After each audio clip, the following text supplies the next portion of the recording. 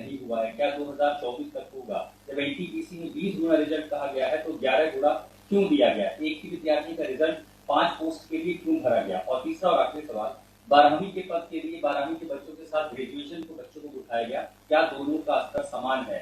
और नॉर्मलाइजेशन में 15-20 नंबर किस प्रक्रिया के तहत बढ़ाया घटाया जाता है? अगर आप छात्रों के सवाल जवाब दें सर, शायद उन्हें फायदा हो। आपने सारे प्रश्न पूछे हैं, सारे के सारे महत्वपूर्ण प्रश्न हैं। मैं इन सारे प्रश्नों को एक एक करके लेता हूं। सबसे पहले लेवल 1 में 2 स्टेज एग्जाम क्यों? 1,25,00,000 के आसपास स्टूडेंट्स ने अप्लाई किया है। इतनी बड़ी संख्या में देश भर में अगर रिक्रूटमेंट करना है तो आपको एक लेवल के एग्जाम से, सिंगल एग्जाम से करना बहुत मुश्किल है। फिर भी हम इसको री एग्जामिन करेंगे। इतनी बड़ी संख्या में 1,25,00,000 कैंडिडेट्स अगर हो तो कैसे उनको एक साथ सेम तरीके से same level of hardness of question की, ये सब करना अति डिफिकल्ट है। आप सब इस प्रक्रिया से गुजर चुके हो, आप भी समझते होंगे। इसलिए इसके दो, एक प्रीलिम एग्जाम और उसके बाद में एक कंप्यूटर बेस्ड टेस्ट 2 इस तरह से करके किया गया। वो नोटिस में लिखा गया था कि अगर जरूरत पड़ी, अगर परिस्थिति हुई तो उसके 2 लेवल किए जाएंगे। पहला ये। दूसरा आपका प्रश्न कि 10+2 में ग्रेजुएट्स को कैसे अलाउ करें। देखिए, किसी भी एग्जाम में मिनिमम क्वालिफिकेशन का स्टैंडर्ड होता है, मैक्सिमम क्वालिफिकेशन का नहीं होता है कभी भी। ये कानूनन कॉन्स्टिट्यूशनल व्यवस्था में हम लोग काम कर रहे हैं। कॉन्स्टिट्यूशनल व्यवस्था के हिसाब से हम मिनिमम प्रिस्क्राइब कर सकते हैं, मैक्सिमम प्रिस्क्राइब नहीं कर सकते। तो 10+2 के लिए जो क्वालिफिकेशन वाला स्केल है, उसमें अगर ग्रेजुएट बैठे तो उसको रोकने का हमें कोई अधिकार नहीं है, किसी को कोई अधिकार नहीं है। अगर कोई नया इसके बारे में कोई नया न्यायपालिका की तरफ से कोई चीज आती तो अलग बात है, लेकिन हमारे पास कोई अधिकार नहीं है इसका। दूसरा विषय था ये। तीसरा विषय आपने रखा समय का। देखिए, शुरू में इसके लिए जो इस एग्जाम को कंडक्ट करने के लिए एप्लीकेशंस आई, दोनों के दोनों एग्जाम्स में 1 करोड़ से ज्यादा एप्लीकेशंस आई। 1 करोड़ से एप्लीकेशन ज्यादा आई तो जो एग्जामिनेशन कंडक्ट करने के लिए एजेंसी हमको हायर करनी थी, उसको हायर करने में टाइम लगा, 6 महीने से ज्यादा लगा। नेचुरली इतनी बड़ी संख्या में अगर एग्जाम करना है देश में तो अपने आप में वो एक बहुत बड़ा challenge. It's a Himalayan task, it's a huge task, it's a very very big challenging task. तो एजेंसी को सेलेक्ट किया गया। सेलेक्ट करते करते कोरोना आ गया। कोरोना के फेज में देरी हुई, लेकिन फिर भी डिस्पाइट कोरोना तुरंत दिसंबर 2020 में एग्जाम की प्रोसेस चालू हुई। एग्जाम की प्रोसेस चालू हुई और despite second wave of corona फिर भी एग्जाम किया गया with all the precautions, all the safety things करके इसको लाए। जो दूसरा वाला ग्रुप बी का एग्जाम है उसमें कैट में चले गए थे बच्चे, क्योंकि करीब 5 लाख के आसपास एप्लीकेशंस ऐसी थी जिसमें फोटोग्राफ प्रॉपरली मैच नहीं हो रहा था। तो नेचुरली अगर एप्लीकेशन में फोटोग्राफ मैच नहीं हो तो उसको आप एग्जाम में कैसे लोगे, तो वो विषय आया था। तो उस विषय के कारण लोग कैट में गए थे। एडमिनिस्ट्रेटिव ट्रिब्यूनल ने जैसे ही उसका समाधान किया, फैसला किया, उसके फैसले के तुरंत बाद में हम लोगों ने एग्जाम के प्रोसेस को आगे किया। कोई उसमें देरी नहीं की। और हमारा, देखिए, हमारी सरकार, प्रधानमंत्री श्री नरेंद्र मोदी जी का इंटेंट हमेशा है कि मैक्सिमाइज करना है रोजगार को। इसीलिए आप देखिए, इतनी बड़ी संख्या में, यानी रेलवे में 1,40,000 टोटल, 1,05,000 ग्रुप डी की कैटेगरी में, लेवल 1 की कैटेगरी में, और लेवल 2 से लेवल 6 की कैटेगरी में 35,000 कैंडिडेट्स वैकेंसीज। 1,40,000 की वैकेंसीज लाना कोई छोटी बात नहीं है, बहुत बड़ी बात है।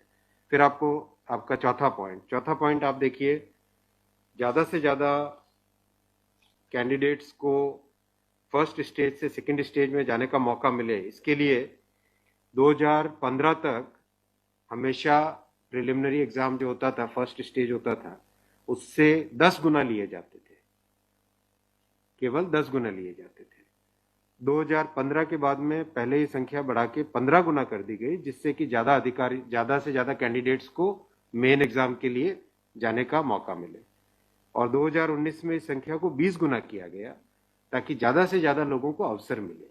ज़्यादा से ज़्यादा लोगों, क्योंकि फर्स्ट स्टेज जो प्रिलिमिनरी एग्ज़ाम इतना बड़ा नंबर है कि उस नंबर में हो सकता है कुछ बाय चांस उस दिन तबीयत ठीक नहीं हो, कोई दूसरा कारण हो, समय पे पहुंच नहीं पाए, कोई भी कारण से मिस कर गया, तो मैक्सिमम लोगों को हमें चांस देने का इंटेंट है। इसी इंटेंट के कारण 20 गुना किया गया।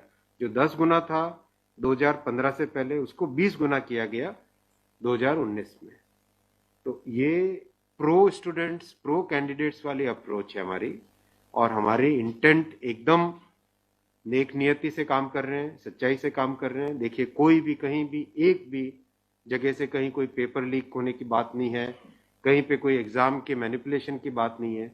जो आज सिर्फ मुद्दा है, मुद्दा सिर्फ इतना है कि शॉर्टलिस्ट कैंडिडेट्स कितने किए जाए, यही मुद्दा है। इस मुद्दे को सॉल्व करेंगे, इसको भी हम बहुत सेंसिटिवली सॉल्व करेंगे। हमारे लिए छात्र हमारे साथी हैं, हमारे भाई हैं, हमारी बहनें जो एग्जाम दे रहे हैं, तो हमारे लिए बहुत इंपॉर्टेंट है, हम इसको बहुत सेंसिटिवली हैंडल करेंगे। तस्वीर और दिखाई पड़ी बच्चों को लाठीचार्ज, कल रात को आपने देखा, अगर तस्वीरें दिखाई हो हॉस्टल में घुस, मैं आपको इतना बताना चाहूंगा कि जो लोग किसी भी अपनी खुद की संपत्ति को अगर जलाते हैं, खुद की संपत्ति पे अगर अटैक करते हैं, उसको डिस्ट्रॉय करने की कोशिश करते हैं, तो उसमें जो प्रक्रिया पुलिस की होती है वो होनी, अगर हुई है, मेरी बात आप इसमें स्पष्ट रखिए कि मैं छात्रों को कह रहा हूं कि आपकी संपत्ति है, आप अपनी संपत्ति को जलाने के लिए क्यों बाहर निकले।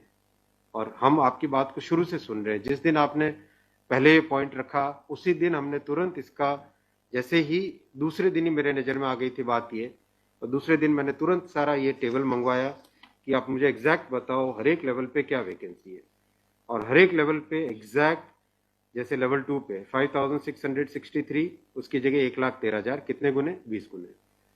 लेवल 3 पे 4,940, उसके अगेंस्ट कितने शॉर्टलिस्टेड? 98,833, 20 गुने।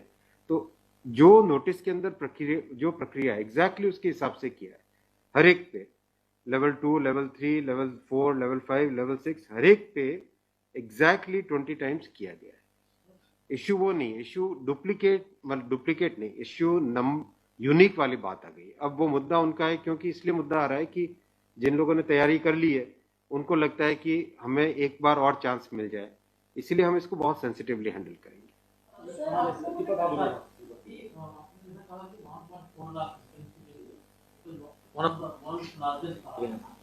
As of now, how many recruitment has happened, and by when all these things will be done? Because it was announced. यही तो रिक्रूटमेंट चल रहा है। देखो, इतना मैसिव, मैं आपको पूछूं कि वर्ल्ड का सबसे बड़ा एग्जाम कौन सा है? वर्ल्ड का अगर, या इंडिया का भी अगर बड़े एग्जाम्स देखें, तो बड़े एग्जाम्स में जेई बहुत बड़ा एग्जाम होता है, सिविल सर्विसेज बहुत बड़ा एग्जाम होता है, स्टाफ सिलेक्शन कमीशन का बहुत बड़ा एग्जाम। इन सब एग्जाम्स में एप्लीकेशंस की संख्या होती है 5 से 7 लाख, 8 लाख, 10 लाख। यहाँ 1 करोड़ एप्लीकेशन है। आप ये तो देखिए ना कि कठिन कितना है। 1 करोड़ एप्लीकेशन, 1.25 करोड़ एप्लीकेशन, 1 करोड़ 25 लाख, 1 करोड़ 35 लाख, उसमें समय लगता है। But this is something government was aware. In a country where there is so much of unemployment, and there will be vacancy like this, everyone will apply. इसीलिए तो टाइम तो इतना लगेगा ही।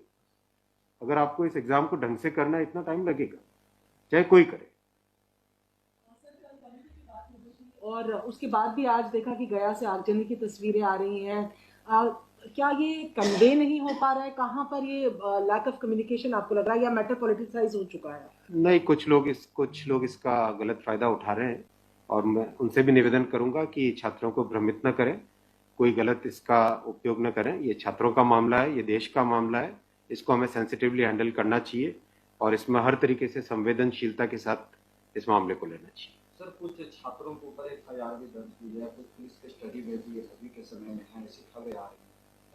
आप खबरों की जांच करिए। देखो, जो पुलिस की प्रक्रिया है वो अलग चीज है। मैं अभी मुद्दा है, जो उस मुद्दे को कैसे सॉल्व करें उस पे सोचना चाहिए, हमें फॉरवर्ड लुकिंग होना पड़ेगा। जिन राज्यों में हिंसा की खबरें या फिर जो रेल रोकने का जो मूवमेंट चल रहा है, ट्रैक पे स्टूडेंट बैठे हैं, क्या उन राज्यों के मुख्यमंत्री से आपकी बात हुई है, और क्या कुछ आप लोग की संदर्भ में की कैसे? बिल्कुल, सब जगह लॉ एंड ऑर्डर स्टेट का जो रोल होता है, राज्यों के मुख्यमंत्रियों ने भी बहुत संवेदनशीलता के साथ काम किया है, और हम भी कॉन्स्टेंटली टच में हैं, कंटिन्यूसली टच में हैं। और जो आज कमेटी की बात भी सबके पास जा चुकी है ऑलरेडी, और मेरे ख्याल से ज़्यादातर जगह से स्टूडेंट्स ने इस विषय को स्वीकार भी किया है। और मैं अभी भी रिक्वेस्ट करूंगा एक बार फिर सारे स्टूडेंट बंधुओं को, छात्रों को, कैंडिडेट्स को कि आप प्लीज अपनी ग्रीवेंसेस को, अपने पॉइंट को, अपने कंसर्न को, अपने विषय को, अपने मुद्दे को फॉर्मली रखिए। हम इसको एकदम संवेदनशीलता के साथ टैकल करेंगे।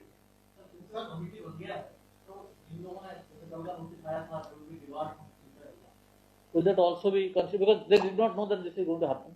नहीं, देखो, कमिटी एक बहुत ही सीनियर ऑफिसर्स की है और ये कमेटी हर चीज को, जितने भी मुद्दे इसमें आएंगे और हर एक मुद्दे को जल्दी से जल्दी, इस पर कमेटी का टाइम लिमिट भी दिया। कितना टाइम दिया हमने? टाइम लिमिट 4 मार्च तक। जो कमेटी की रिपोर्ट आने का क्या मतलब, जल्दी से जल्दी हमारा एम है कि इस मुद्दे को बिल्कुल भी डिले न करके जल्दी से जल्दी सॉल्व करें। 16/2 तक सारे के सारे कैंडिडेट्स अपने कंसर्न सबमिट कर सकते हैं। 3 वीक्स टाइम दिया। I think that's a reasonable time. इससे ज़्यादा टाइम देने की ज़रूरत नहीं है। और कमिटी अपना सारे कंसर्न्स को एग्जामिन करके रिकमेंडेशंस देने का टाइम 4 मार्च दिया गया। तो कोशिश करेंगे उससे पहले पहले अगर हो जाए, 4 मार्च से भी पहले अगर हो जाए। डिपेंड करेगा कि कितने रिप्रेजेंटेशंस आते हैं। और मोटे मोटे मुद्दे तो अभी आ चुके हैं पब्लिक में सबके, इसलिए मुझे नहीं लगता है कि इसमें बहुत ज़्यादा टाइम लगेगा। वो आपकी नॉलेज में आ गया है, मोटा मोटी सही आ गया है। दूसरी ओर ये कि जो आपके पैरामीटर्स हैं उस पर सब कुछ सही तरीके से लिया गया है, उसी तरह से शॉर्ट लिस्ट किया गया है। फिर इसमें प्रॉब्लम, फिर उसमें कमेटी आपको रिपोर्ट क्या करेगी और करेंगे क्या? इसका मतलब अगर चेंज करते हैं कुछ तो दूसरे एक बड़ा पक्ष और भी तो विरोध करेगा। हाँ, ये इसीलिए तो मैं आपको देखो बताऊं ना, एग्जैक्ट किसी भी लेवल पे नोटिस में जो लिखा था कि 20 गुना कैंडिडेट लेंगे, अगर आपके सामने टेबल रखा हुआ है, 5,663 की जगह 1,13,000 यानी 20 गुना। 4,940 के लेवल 3 में 98,833 20 गुना। 161 के अगेंस्ट 3223 20 गुना। 17,393 347 3,47,676 20 गुना। 7,124 वैकेंसीज के अगेंस्ट 1,42,413 20 गुना। एग्जैक्ट 20 गुना है हर एक लेवल का। अब स्टूडेंट्स क्या कह रहे हैं कि जिन कैंडिडेट्स ने एक से ज्यादा लेवल में क्वालिफाई कर दिया है, राइट जी, उसके कारण सपोज मान लीजिए लेवल 3 में जो लेवल 5 का कैंडिडेट है वो भी क्वालिफाई हो गया है जी, तो वो लेवल 3 में कोई एक कैंडिडेट को जो क्वालिफाई नहीं हुआ है, उसे लगता है कि अगर उसको यूनिक के हिसाब से काउंट करते तो शायद उसको भी एक मौका मिल जाता मेन एग्जाम देने का। बराबर है, ये मुद्दा है, मुद्दा ही है। अब जो नोटिस इनवाइटिंग एग्जाम है, एग्जाम का जो नोटिफिकेशन होता है उसकी एक सैंक्टिटी है, वो कोर्ट का मैटर है, वो लीगल मैटर हो जाता है। एग्जैक्टली उसके हिसाब से किया गया एग्जाम का, एग्जाम को उसी हिसाब से कंडक्ट किया गया, उसी हिसाब से शॉर्टलिस्टिंग की गई। अब जब ये मुद्दा आया है तो इस मुद्दे को सॉल्व करने के लिए कोई ना कोई तो तरीका निकालना पड़ेगा, राइट? तो आपका जो प्रश्न है, आपका प्रश्न वैलिड है कि क्यों है। आपके सामने डेटा सामने रखे हुए हैं, डेटा आप सबके सामने है, बिल्कुल एग्जैक्ट डेटा है कोई, और ये डेटा हमने पहले दिन ही दे दिया था। जो टर्म कंडीशंस ऑलरेडी जब पब्लिसाइज किया जाता है, कोई पोस्ट होती है तो उसके लिए टर्म कंडीशंस ऑलरेडी पहले से घोषित होता है, उसके आधार पर ही ये सब कुछ किया गया होगा। हाँ बिल्कुल। फिर एक कमेटी या आपको कुछ रास्ता आप नहीं दिख रहा है क्या? ये जो कमेटी रिपोर्ट देगी क्या उसके अगेंस्ट देगी जो आपके टर्म कंडीशंस पहले वाले थे?